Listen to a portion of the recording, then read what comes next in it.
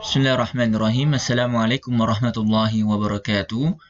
Alhamdulillah.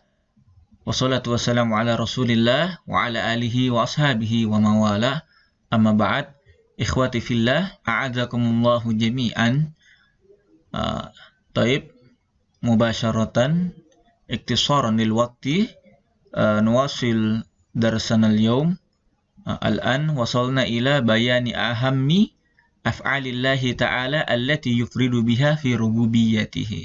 Nah, ini dia. Setelah kemarin kita bahas ya tentang makna tauhid dan pembagian tauhid menjadi 3. Sekarang kita akan bahas ini dia bentuk-bentuk rububiyah ya. Kemarin ada yang ingat arti rububiyah? Rububiyah artinya apa? Perbuatan Allah ya. Tauhid rububiyah artinya mengesahkan Allah Subhanahu wa taala di dalam perbuatannya. Diingat dan dicatat ya. Ditulis tauhid rububiyah akan masuk di ujian ya, di ulangan pasti masuk. Ini dia beberapa contoh daripada tauhid rububiyah.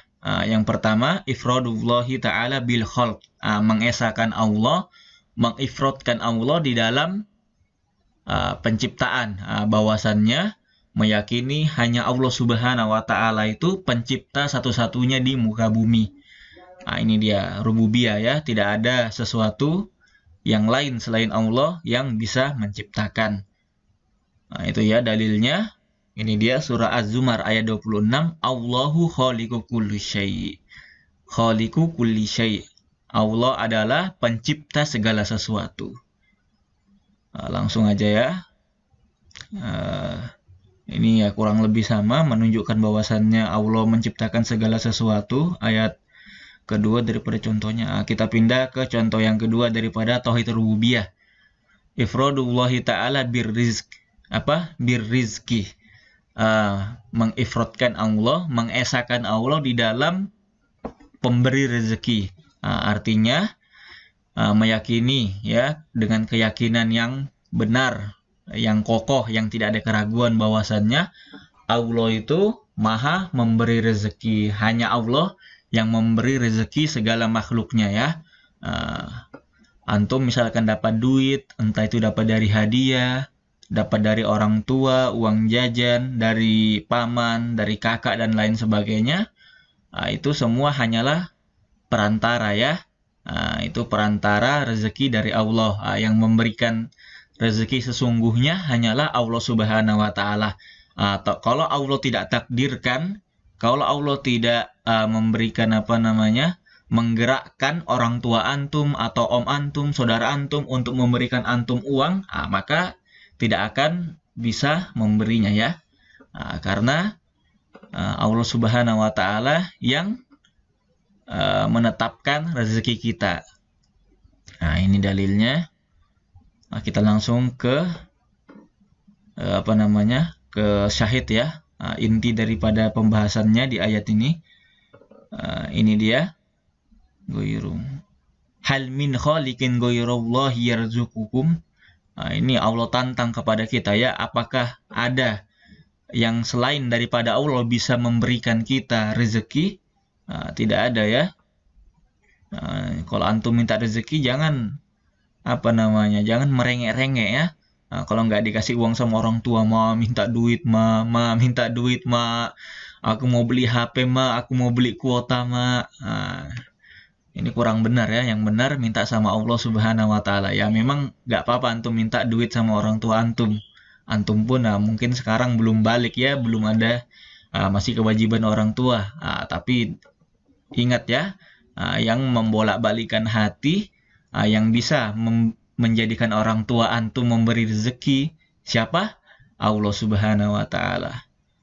Ini ada selain rezeki dari orang tua, melalui orang tua ada namanya rezeki yang tidak disangka-sangka ya. Makanya minta kepada Allah Subhanahu wa taala. Ini alhamdulillah ini Ustadz sering dapat ini yang namanya rezeki tidak disangka-sangka. Tiba-tiba ada ini, tiba-tiba ada hadiah, tiba-tiba ada sedekah. Banyak apalagi di pondok ini. Tiba-tiba ada orang nyumbang, ngasihkan kotak, ngasihkan ini, ngasihkan baju, banyak sekali. Jadi perbanyaklah berdoa dan meminta kepada Allah Subhanahu wa taala.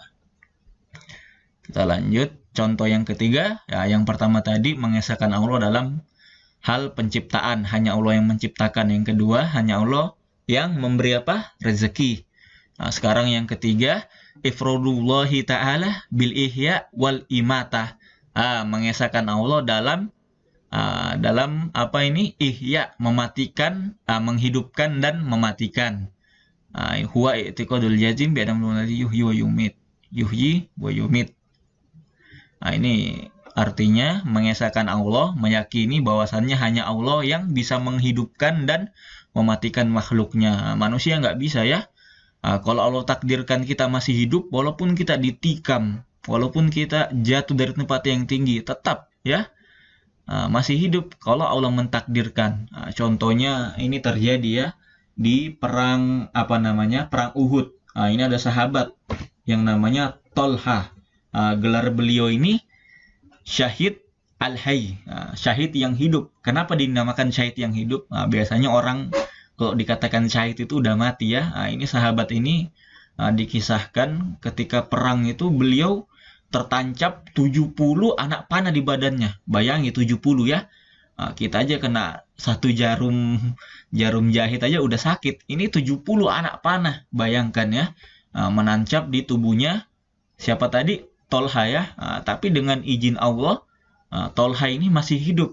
Ini menunjukkan bahwasannya Allah yang menghidupkan dan Allah yang mematikan. Tapi ya tetap ada yang namanya sebab musabab ya, tidak dinafikan. Ada yang namanya sebab manusia meninggal, sebabnya karena ini, karena sakit, karena dibunuh, karena dirampok, dibegal dan lain sebagainya tetap. Tapi kita harus meyakini bahwasannya yang mematikan dan menghidupkan itu Allah Subhanahu wa taala. Kalau Allah tetapkan kita mati dengan sebab ini, sebab sakit, sebab umur tua, maka akan mati. Kalau Allah belum takdirkan, maka belum mati, seperti sahabat tadi ya. Banyak contohnya di kehidupan kita ini. Ada orang jatuh dari gedung tinggi masih selamat ya, walaupun selamat hidupnya cacat. Itu menunjukkan bahwasannya Allah yang menghidupkan dan mematikan. Kalau Allah belum menakdirkan kita mati, ya belum mati, walaupun ya terkena anak panah, jatuh, sakit-sakitan. Begitupun orang yang sehat ya. Kalau Allah sudah takdirkan dia mati, ya bisa langsung mati. Banyak ini terjadi nih. Ini orang sehat tiba-tiba meninggal langsung ya, kayak Syekh Ali Jabir kemarin ya. Beliau itu rahimahullah, sudah sembuh dari Covid, tiba-tiba langsung meninggal. Ini takdir Allah ya. Ini yang menunjukkan Allah mematikan. Bukan karena Covid ya. Beliau ini diberitakan sudah negatif ya, udah sembuh dari COVID-19. Tapi bisa meninggal disebabkan oleh sesuatu yang lain. Ini menunjukkan Allah bisa mematikan manusia walaupun manusia itu dalam keadaan sehat ya. Ada orang sehat tiba-tiba naik mobil kecelakaan, mati tabrakan. Ada yang naik motornya udah pelan tapi ditabrak mati. Banyak terjadi seperti itu. Kita lanjut ya. Yang tadi keberapa? Ketiga, dalam menghidupkan dan mematikan. Sekarang yang keempat, ifradullahi ta'ala bitadbir. Ini mengesahkan Allah dalam tadbir. Tadbir ini artinya mengurus segala urusan yang ada di semesta alam ini. Ini hanya Allah yang mengurus semua yang terjadi di alam ini. Seperti bencana banjir yang kemarin terjadi di Banjarmasin ya, Kalimantan Selatan, gempa yang di mana? Di Polewali sana, Sulawesi Barat, baru yang gempa bumi lagi, di mana itu semua Allah yang takdirkan. Tidak ada hubungannya dengan dengan dukun, orang sakti. Ini tidak ada ini atau ya gara-gara ndak ngasih kurban, ndak ngasih sesajen ke laut. Ini tidak ada hubungannya ya. Itu syirik, dosa besar. Malahan ketika di Palu itu, ini yang menyebabkan terjadinya bencana alam di sana karena manusianya memberikan sesajen kepada laut ya. Nah, ini laut padahal nggak makan itu. Ngapain masak ayam, masak sapi, cuma dihanyutkan ke laut. Mending dikasihkan kepada kita ya. Tapi ya, harus diingat ya, kalau makanan sesajen yang yang disiapkan untuk berhala atau sesajen untuk laut, hukumnya haram, tidak boleh dimakan ya. Nah, itu dia, hukumnya haram. Tapi ulama mengatakan bahwasannya yang diharamkan itu hewan sesembelihan saja. Adapun yang kayak buah-buahan, apalagi yang bukan hewan yang disembelih, kalau ayam baru, apalagi ayam,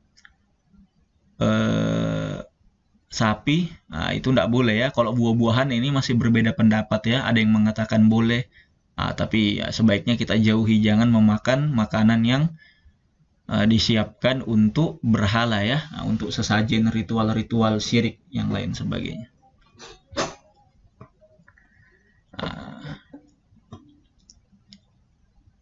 Kita lanjut, contoh yang selanjutnya, ifradullahi ta'ala bil malik. Ini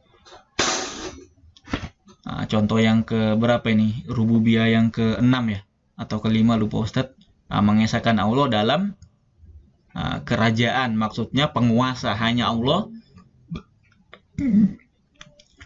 hanyalah Allah Subhanahu wa taala yang raja di atas segala raja ya. Manusia memang ada sebagian raja ya, contohnya Raja Arab Saudi, Raja Thailand, Raja mana lagi? Malaysia juga kerajaan ya, kalau kita presiden. Tapi yang merajai semua itu hanyalah Allah Subhanahu wa taala. Memang mereka raja, tapi raja hanya di negaranya ya, memimpin negara mereka. Kalau Allah ini raja yang mutlak ya, yang merajai mereka semua. Walaupun raja harus tunduk kepada Allah Subhanahu wa taala. Kalau Allah membinasakan rajanya, Allah mematikan dalam sekejap, itu bisa mati itu raja-raja ya. Kita lihat raja-raja terdahulu, raja-raja yang sombong ya, raja-raja yang angkuh, bahkan mengaku sebagai Tuhan ya. Namrud, Fir'aun, itu Allah binasakan mereka.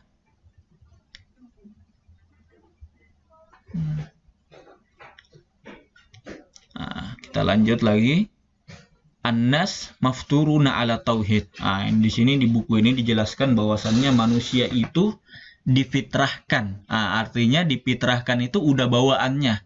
Bawaannya manusia itu keadaannya dalam mentauhidkan Allah Subhanahu wa taala. Di dalam hadis Nabi berkata, kullu mauludin yuladu 'alal fitrah. Semua manusia itu, anak Adam itu dilahirkan dalam keadaan yang fitrah. Fitrah ini apa artinya? Keadaan yang suci ya, bawaannya. Artinya mereka itu ketika lahir itu dalam keadaan mentauhidkan Allah, mengesahkan Allah. Makanya kalau ada anak kecil yang mati, maka Allah langsung masukkan ke mana? Ke dalam surganya ya, karena anak kecil sebelum balik itu tidak dicatat dosanya ya. Barulah ketika sudah besar, udah balik, udah mimpi basah, baru dihitung perbuatan dosanya. Kalau bayi umur setahun, 2 tahun, SD, kelas berapa biasanya anak balik ya? Mungkin SMP ya, tapi beda-beda tergantung orangnya ya. Di situ baru dihitung berdosa ya, dihitung dosanya. Namun ketika masih bayi tidak dihitung dosanya ya. Ini dia, fa inna Allah mafturun bitauhid subhanahu wa ta'ala. Salam. Ini ajaran Islam, ajaran yang sesuai dengan fitrah kita, sesuai dengan bawaan kita. Ini bawaan kita ini sejak lahir ini udah meyakini bahwasannya Tuhan itu hanya satu ya. Bayangkan kalau Tuhan itu ada 3 atau ada 4 atau ada 5. Gimana cara ngatur alam ini? Ya, Tuhan yang ini maunya begini, Tuhan yang ini maunya begini, Tuhan yang di sana maunya manusia bentuknya begini, Tuhan yang di sana maunya begini, Tuhan yang di sana maunya di sini makmur, Tuhan yang di sana maunya di sini turunkan bencana. Akhirnya ribut ya, sesama Tuhan kelahi nanti. Makanya dalam Islam Tuhan itu hanya satu. Ya, jangankan Tuhan ya, pejabat negara aja lihat ya, kalau ada sidang DPR itu Ini gara-gara banyak pejabat ya ribut, banyak ide, banyak ini, banyak ini. Kalau cuma satu ya nggak bakal ribut ya, karena cuma dia yang memikirkan bagaimana untuk mensejahterakan negara ini. Nah, kita lanjut lagi. Tauhid rububiyah multazimu li tauhidil uluhiyah. Nah, ini tauhid rububiyah yaitu meyakini mengesahkan Allah dalam perbuatannya, itu mewajibkan kita untuk mentauhidkan secara uluhiyah. Nah, tadi rububiyah itu mentauhidkan Allah dalam segala perbuatannya yang khusus dimiliki oleh Allah. Kalau ini tauhid uluhiyah, mengesahkan Allah dalam peribadatan, hanya beribadah kepada Allah Subhanahu wa taala.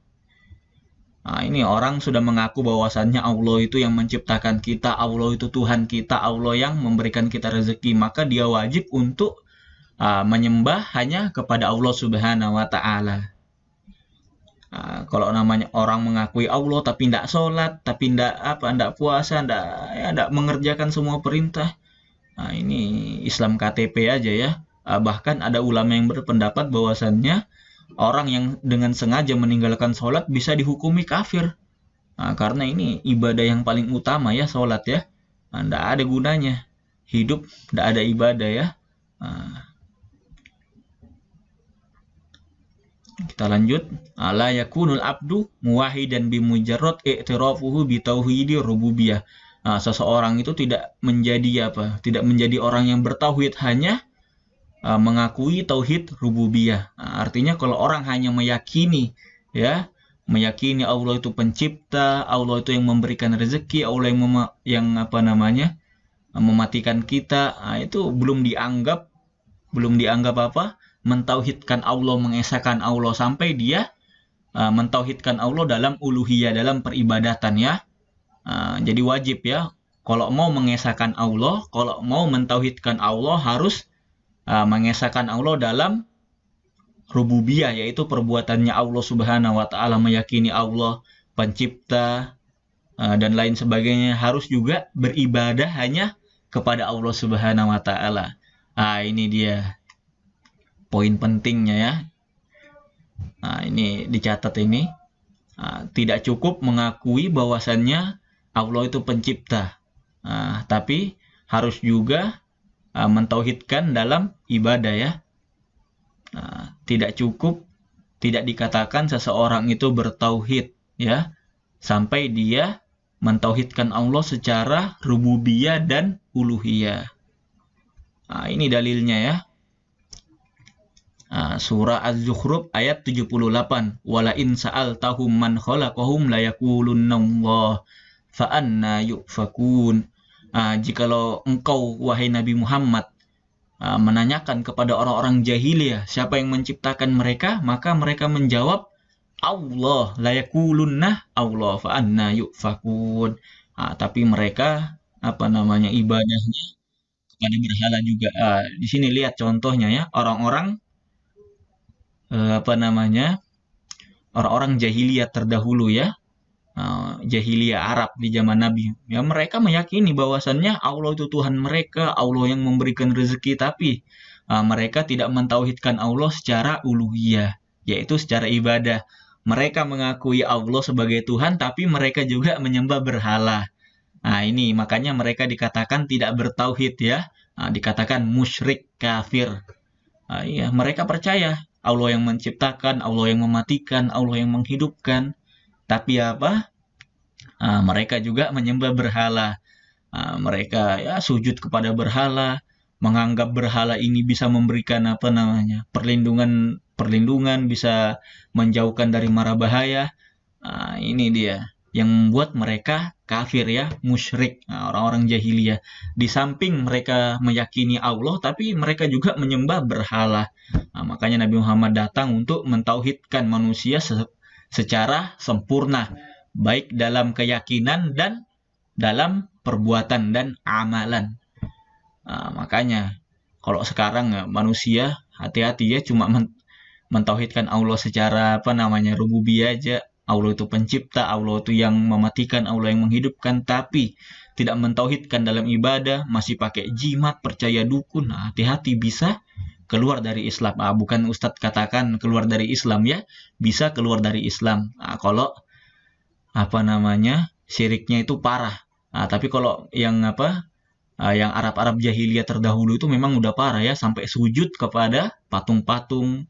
Ya, Ka'bah itu kurang lebih ada 300, lebih daripada 300 patung ya yang mereka sembah. Nah, itu ya dicatat ya poin pentingnya tadi.